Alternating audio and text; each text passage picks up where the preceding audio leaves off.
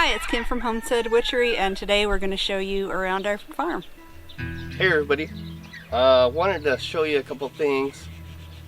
One, our Moringa tree, our big one that we actually adopted from somebody else and transplanted over here, has grown probably more than a foot since we transplanted it, not even a month ago. Moringa trees grow really fast.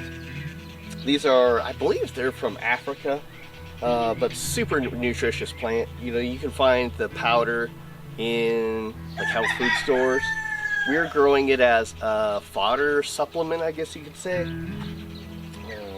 So I have been sprouting them inside the seeds and planting them in some pots. Important thing with these guys is you have to get them in the ground where you want them pretty fast, because they can get root bound super fast because they're just grow so fast.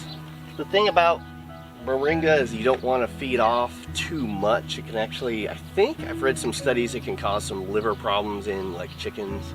But if it's like only 15% of their overall food, it's super nutritious.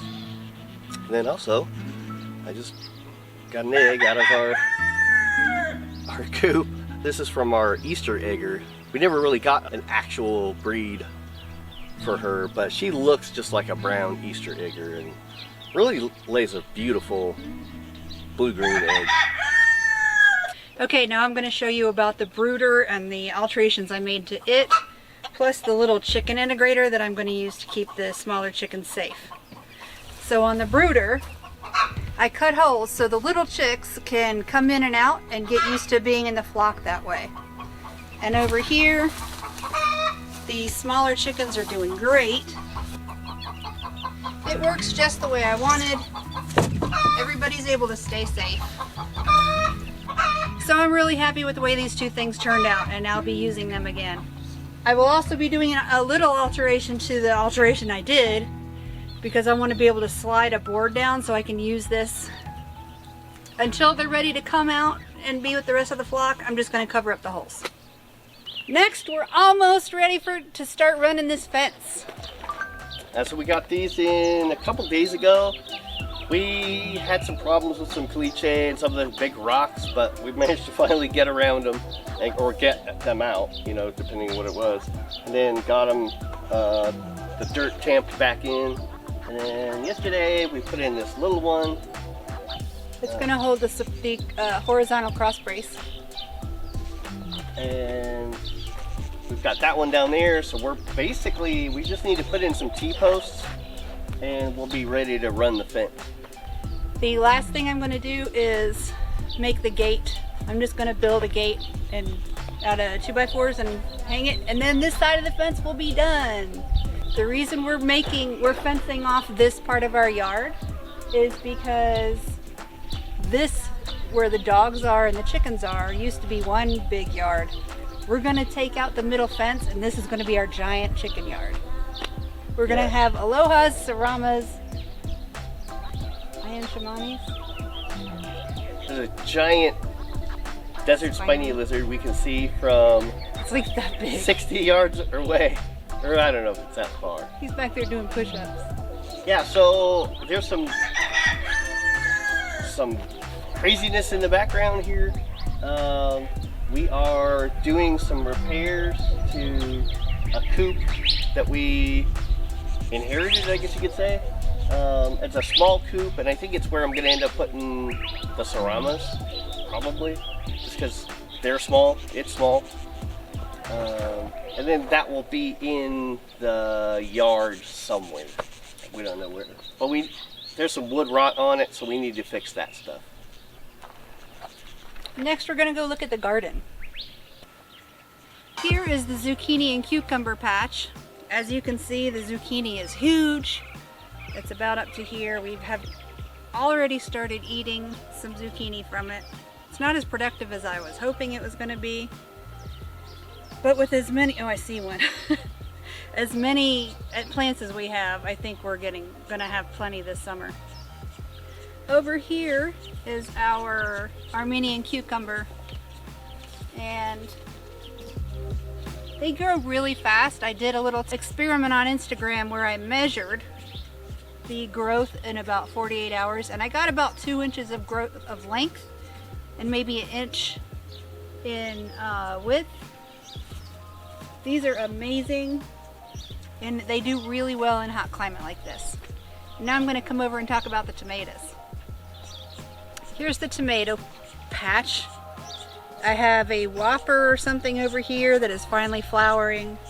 My early tomato is flowering and actually has a couple tomatoes on it that I'm going to put bags around because the birds are already attacking. I have my, I think it's a black creme, I'm not sure. This is the one I bought from Spadefoot. My 2 hearts of compassion in the back, which I'm realizing should have gotten more sun. I know for next year. And then we inherited these 2 great big trash cans full of tomatoes. No idea what kind of tomatoes they are. And actually one of them is, this is actually a tomatillo and with tomatoes, so that's fun.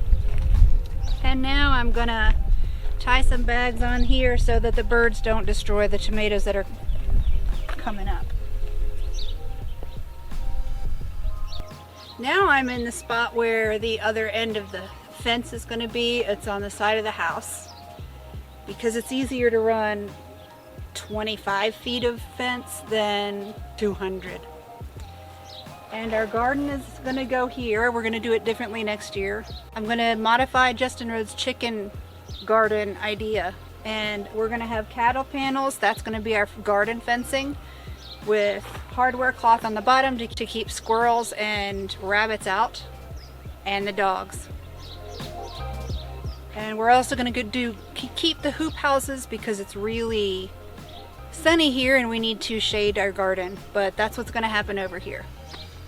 One of the other things I wanted to mention real quick was how happy I am with how this chiltepine is doing. This is a Pima variety of the chiltepine, which is a native chili.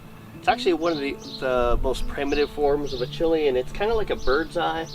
Probably can't see this, but they get, if you know what Juniper berries look like, they're sort of that size and shape. It looks like a, I don't know, maybe a 2 or 3 millimeter BB. And they're, like I said, they're actually native to this area, so they do really, really well. The thing is, they're not a production cultivar, so they need a tree to grow under because they don't really do well in full sunlight. They also don't do well in like rows, so you'll never really see commercial productions of a chiltepine. But if you live in the Southwest and have some decent trees to plant under, these are a great variety to use because you don't need a whole lot to add to your food. Once they're red, that's usually when I pluck them hopefully before the birds get them. And they are about 200,000 Scoville in heat. So they're something like 100 times hotter than a jalapeno, but tiny. So if you dry them and grind them, they're a great addition to your chili or any of your Mexican foods. And they're really well adapted to the Southwest. When I show you around the property, you might see buckets just seemingly sitting at random. And some of them are just sitting at random, but some of them, like this one, are watering buckets.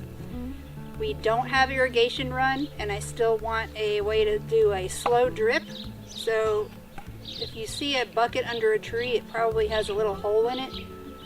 Or the bottom's cracked because before we got wheelbarrows, we had a wire garden cart and a bunch of buckets to haul stuff around in, and we used them to death.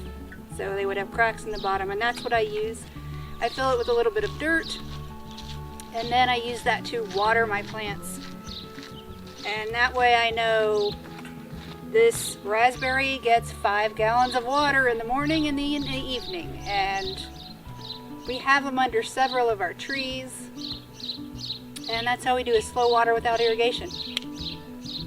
The altar garden is doing really well. I harvested some of the mugwort and the sage, Actually, some of the lemon basil too.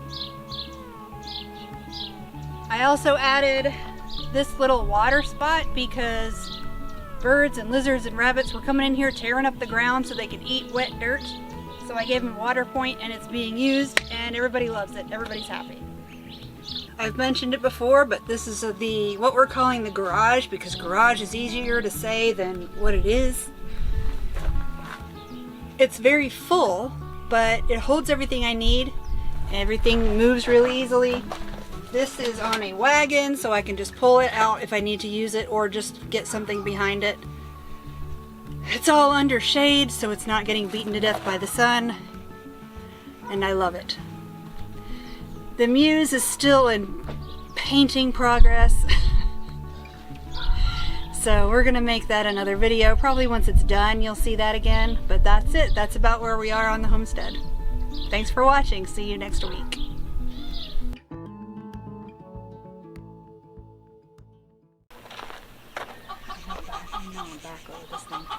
Jesus Christ. Go in there and lay an egg. Quit screaming for no reason. She's mad because there's somebody in the egg box nesting box. The one she likes.